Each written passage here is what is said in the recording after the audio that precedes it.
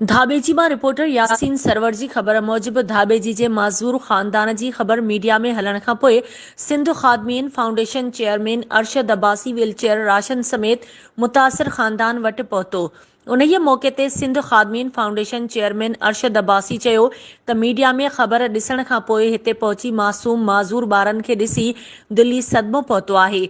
असां पंहिंजे वस सारो इंजीनियर अल्ताफ़ हुसैन शेख जे ताउन सां माज़ूर नींगरी सीमा खे हथवारी साइकिल ऐं सिकंदर ख़ासकेली खे पिणु खाधे पीते जो राशन ॾिनो आहे।